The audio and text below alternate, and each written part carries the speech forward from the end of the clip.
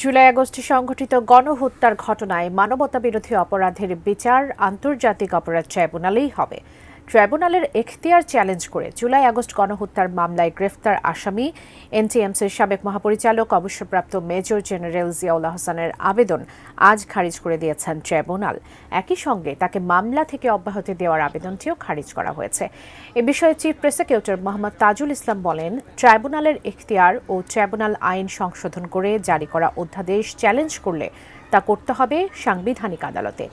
এই আবেদন আন্তর্জাতিক অপরাধ ট্রাইব্যুনালের শুনানির এখতিয়ার নেই। তিনি আরও বলেন, ট্রাইব্যুনালের আদেশ থাকা সত্ত্বেও জুলাই আগস্টের গণহত্যার বিচার কাজ প্রভাবিত করতে বিদেশে বসে সাবেক প্রধানমন্ত্রী শেখ হাসিনার দেওয়া হেইট স্পিচ এখনও বিভিন্ন অনলাইনে দেখা যাচ্ছে।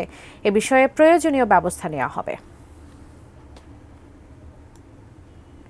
এই মুহূর্তে আমরা গণমাধ্যম কর্মীদের কাছে অনুরোধ করব যে এই ঘৃণাসূচক বক্তব্য যেটা বিচার প্রক্রিয়াকে প্রভাবিত করার জন্য করা হবে সেগুলোর প্রচারে যেন আপনাদের পক্ষ থেকে কোনো এটাকে ফ্যাসিলিটেট করা না হয়, যাতে করা না হয়, কারণ আমাদের সবারই লক্ষ্য হচ্ছে ন্যায় বিচার নিশ্চিত করাতে। এই ধরনের হুমকি ধামকি ভয়ভীতি ফিরে আসছি দেখে নেব এই করব সেই করব এগুলো যদি করা হয় তাহলে হয়তো আমাদের সাক্ষীরা ভয় পেয়ে যেতে পারেন বা তারা সাক্ষী দিতে অনুৎসাহিত হতে পারেন।